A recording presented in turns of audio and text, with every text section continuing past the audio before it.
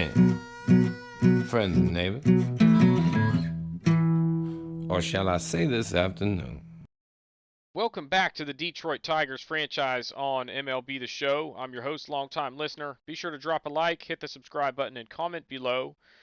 So before we actually take you out to Game 1 action to start the 2023 season, we talked at the very end of the last episode about maybe having a couple of extra position players that we don't necessarily have room for on the opening day roster. And, honestly, Jeimer Candelario, it just has not worked in Detroit. He has been so inconsistent. Really, he had a pretty solid year in the shortened season. Actually a very solid year. And then he was respectable in 2021, but he was terrible last year, and he was terrible in spring training, and I just don't want to risk him eating up another roster spot when we have other guys that are capable major league players that can fill that gap. So I looked around the league at teams who would be interested in a third baseman, and the Orioles gave me an offer of Chris Ashton, and we'll talk about you look at their roster, they don't even have a legit major league option at third base. Like, the best they've got is Toby Welk. The dude can't hit. He's a decent glove. He's just not your prototypical major league third baseman. So they want one, and they're willing to give up a really good prospect here in Chris Ashton, an 18-year-old closer, throws right-handed. He's got a four-seam fastball that's going to, sniff triple digits, and then he throws a slider, a sinker, and a curve. So a four-pitch mix, and if you look at his control, 62 is pretty solid. He does not walk a lot of guys with the 74 for his walks per nine rating. So I think this guy could end up being a superstar as far as relief pitching at the major league level. This is a slam dunk win for us. It solves two problems, giving us more ammunition in the bullpen in the very near future and freeing up that roster spot this year that I just don't feel comfortable giving to a guy that has not proven himself. It also gives us some more cap room to work with going into next season. So we're going to take this deal, and then we are ready for opening day in the 2023 season. And it is time for baseball in 2023. White Sox Tigers on opening day. It's an AL Central matchup of two teams that battled it out in this division last year. So they go right at it to start this season. So every team is tied for first and tied for last. So it's a blank slate. Get ready for baseball as we approach first pitch, opening day of the 2023 campaign. On the mound for the White Sox is Lucas Giolito. Outstanding right-hander. He's got really good stuff. Going to give you some innings for sure. He doesn't walk a lot of guys, doesn't give up a lot of hard contact, and just a very good major league starter. And he's going to get things going here. It's the first batter of the ball game is Akil Baddoo. Had a pitch to hit there, but popped it up on the infield. And let's look at the Tigers lineup this year. A couple of new names there with Andrew Benintendi in the lineup and Jonathan Villar, the headliners as far as changes to this Tigers lineup. Now it's with two away in the inning. Austin Meadows, he got a hanger, lifts a fly ball into center. That's routine and handled for the final out of the inning.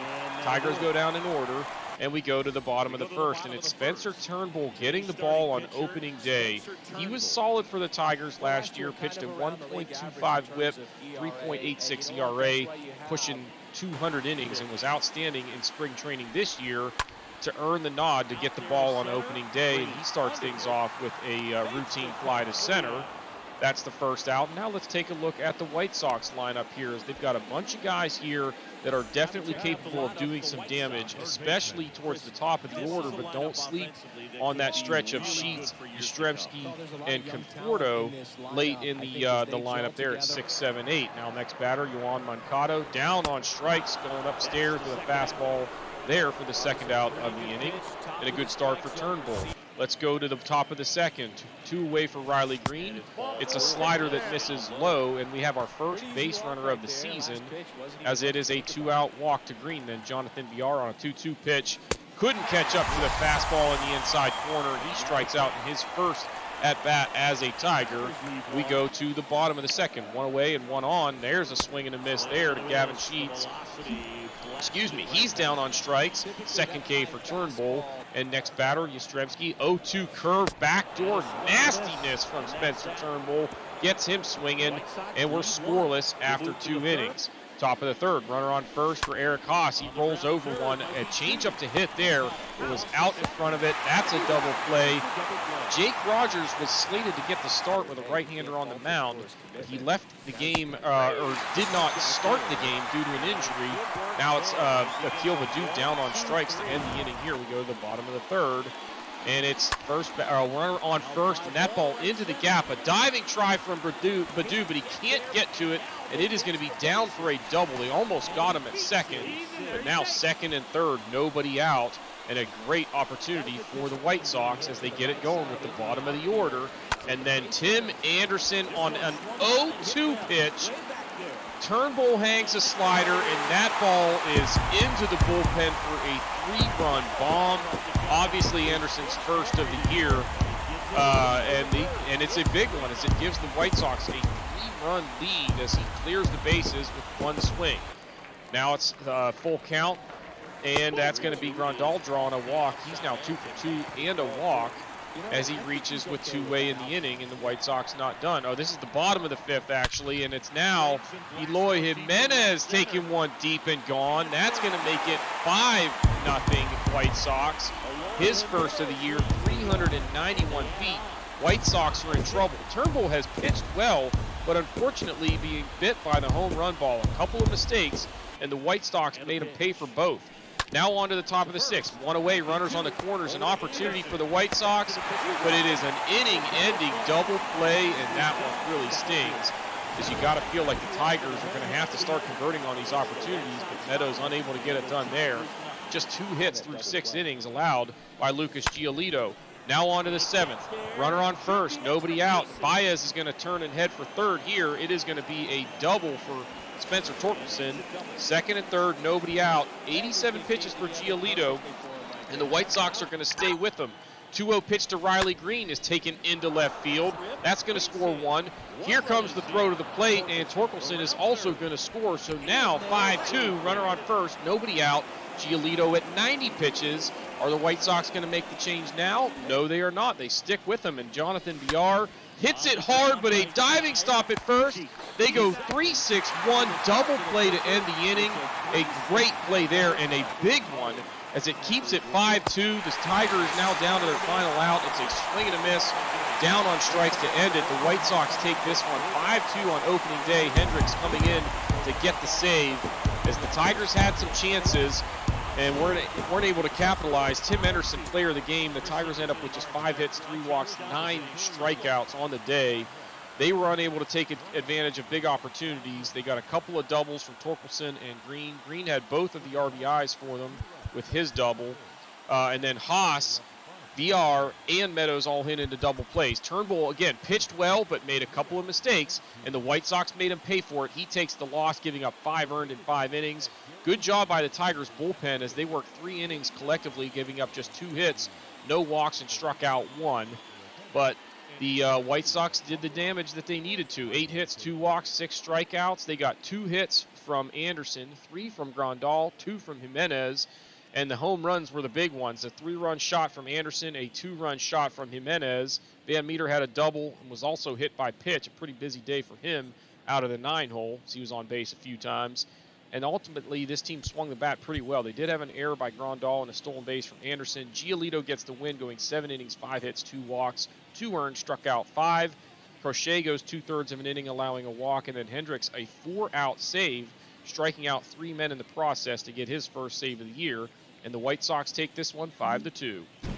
we're not done yet. We're going out to Pittsburgh, as it's going to be the Pirates hosting the Tigers, who come into this one 5-6. The Pirates at 3-7, and it's Anthony Banda going to have to make a spot start here due to an injury, and he is actually pitching on short rest. So the Tigers got to like their chances coming into this one to maybe put up a bunch of runs, especially early, if they can get to Anthony Banda, who has not pitched very well. And again, pitching on short rest, they're hoping to just get 3 or 4 innings out of him and not have this game be out of hand. So we'll see how the young left-hander fares in this one. First batter is Willie Castro, 0-2. How about a 3-pitch strikeout to start the day for Banda? That'll help him get settled in potentially, as he's going to set down the first batter of the ball game on just 3 pitches. Then Jonathan Villar on a 1-1 gets a changeup, takes it into left field. That's a base hit. So the Tigers have the first base runner of the ball game with 1 away. Now 2 away, they're going to put him in motion. The pitch is going to be called strike 2, but it's going to be a stolen base for Villar, his second of the season. Now a base open on a 2-2 pitch to Javi Baez. He swings through a cutter down and in. Down on strikes, 2 Ks in the inning for Banda. And the Tigers strand a runner at second. And it's Eduardo Rodriguez on the hill for the Tigers. He has pitched very well for them so far this season. In 2 starts, he's 1-1, a 2.93 ERA. The whip down there at 1.17.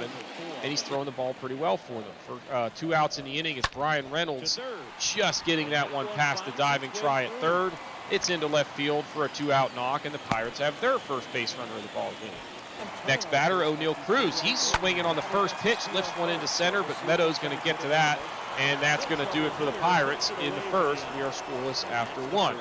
Now 2 outs and a runner on second here. Rodriguez is going to get the called third strike there on the check swing from Chavis, and the Pirates strand a runner in scoring position there. We're scoreless after 2. Now at the top of the third, 1 out. That ball hit hard, but right at the shortstop. Grossman can't believe it, as that ball squared up, but he gets nothing to show for it. Now bottom of the third, we may have a pitcher's duel on our hands, as there's a swinging strikeout as he gets Lonnie White for the first out of the inning. And pitcher's duels usually require some defense. And how about this from Willie Castro? 2 away, and he is laying out there in the gap to make the grab. A beautiful play from the utility man, Willie Castro, playing left field today for the Tigers. And we are now scoreless after 3. So Anthony Banda doing the job. Let's go to the bottom of the 4th now, still scoreless. That's Brian Reynolds down on strikes. That's the first out of the inning. And Rodriguez just 35 pitches to that point. Now top of the 5th. Banda still out there and still pitching very well. He gets a swinging strikeout there on Spencer Torkelson. That pitch was hittable, but he got away with it. Now with 2 outs in the inning, Austin Meadows stays on top of this one and takes it down the left field line. With the shift in play, that's an easy double for Meadows and a runner into scoring position. 2 down here in the 5th. Banda at 62 pitches, and the Pirates are not going to push it any farther. They got exactly what they were hoping for out of him, and now if they can just get 1 out here, he could go 4 2/3 and give up 0 earned runs in a day where they really were just hoping that they could get a few innings out of him and keep the game close. So he does a sensational job, and now they turn to Austin Rice out of the bullpen. The right-hander has been pretty sharp for the Pirates so far this year. And with Eric Hostu up, the Tigers are going to turn to Jake Rogers, who is swinging the bat extremely well this season. But he is going to roll over one here. Ground ball to short. They're going to get out of the inning, and we'll go to the bottom of the 5th. Still scoreless here at PNC. The Pirates with an opportunity to maybe grab the lead. And on to the bottom of the 5th, it's Nick Gonzalez looking at a fastball down and away. Called third strike, doesn't like the call, but he's going to head back to the bench. Now with 2 away, it's Michael Chavis. He gets a 3-1 pitch. A changeup gets way too much of the plate, and that ball is gone. Hooks it down the left field line just over the wall, and that's going to give the Pirates the lead here. First of the year for Chavis, 356 feet. A mistake in location there from Rodriguez. A 3-1 pitch, trying to fool him with a changeup, but he leaves it over the heart of the plate, and he paid the price. Now on to the bottom of the 6th. It's going to be a ball in the gap to start the inning here, and that's going to make it a runner in scoring position. That was Ke'Bryan Hayes with the double, and the Pirates have an opportunity here to extend the lead. 2 outs in the inning, runners on first and second now. That's going to be routine as Cabrera fields and flips to Rodriguez covering the bag. After 6 innings here in Pittsburgh, it is 1-0. Chris Stratton on in relief here, and he's going to walk the first batter he faces, as that's going to be, it's going to make it runner on first, nobody out for Javi Baez, who gets an 0-2 slider that he was expecting, takes it into right field. Schoop going to make the turn and head for third, a pretty aggressive decision there, but he does beat the throw, and now it's runners on the corners, nobody out, and a great opportunity for the Pirates, or for the Tigers. They're going to put Baez in motion on a 2-0 pitch. It's low for ball 3, and he's in the safely to second with his first stolen base of the year. And an opportunity for Torkelson now, 3-1 pitch. He rips one into center field. Reynolds going to get to it and make the grab on the run, so that's going to possibly save a run, but it is a sac fly there, first out of the inning, and a runner still 90 feet away. An opportunity for the Tigers to maybe grab the lead here. Next batter, Miguel Cabrera. He gets a 2-0 fastball up in the zone, rips it into right. That's right at the right fielder. Baez, good job tagging there. He's going to come in to score. It's back-to-back sacrifice flies for the Tigers, and they now lead it 2-1 here in Pittsburgh late in this one. Let's go to the bottom of the 7th. Rodriguez still out there. 0-2 pitch there, gets the swing and a miss for the strikeout, and he's at just 80 pitches at this point, so very efficient from him. Let's go to the top of the 8th. Jake Rogers rips that one into left field to start off the inning, so a good start there for the Tigers and an opportunity. But now on a 2-1 pitch, they were going to put on a hit and run. Rogers was leaning. They pick him off. That is a big first out there. So Aaron Fletcher perhaps getting some help with some mistakes on the bases, and now he's going to walk Robbie Grossman. So now you've got a runner on first, one away. It would have been first and second, nobody out. Willie Castro due up next on a 1-2 pitch. He does a great job there, staying with a sinker, very well located, but that's a base hit. Make it first and second, still 1 out. Jonathan Villar, 3-2 pitch, that's low, ball 4. Loads the bases for Jonathan Schoop. He's 0 for 2 on the day, but he has been due, I guess we will say. 3-1 pitch to him is a sinker down in the zone. He lifts one deep to right center field. That is not going to get out of here, but it is deep enough for the runners to tag. Another run comes in to score. That is the 3rd sacrifice fly for the Tigers in this one. It's now 3-1 in the bottom of the 9th. 1 out, Andrew Chafin on in relief. He's going to try and get the save here, but O'Neill Cruz swinging first pitch, laces one into center field for a base hit. Now the tying run will come to the plate in the form of Matt Frazier. He's going to be swinging first pitch, and he takes one into left field. That makes it first and second, 1 away, and the tying run now on at first.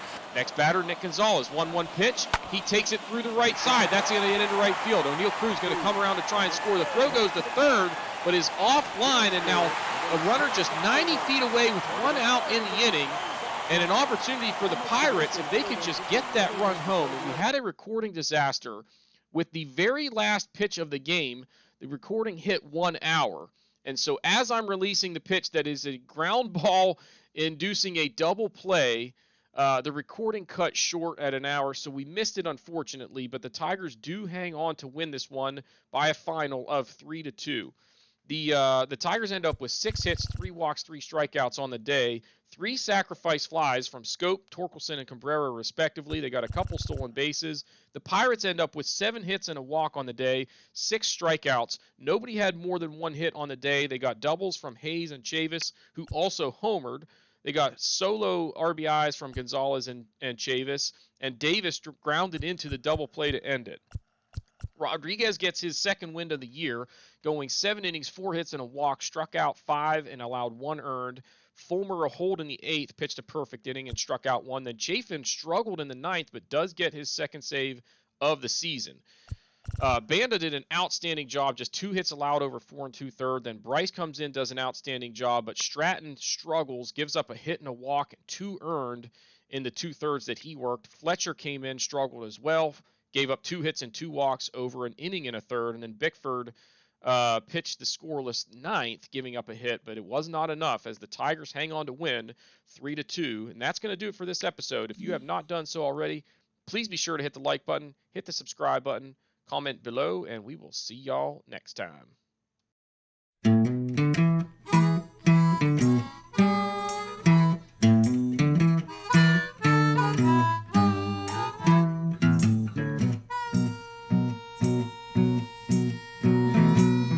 Good evening, friends and neighbors. Or shall I say this afternoon?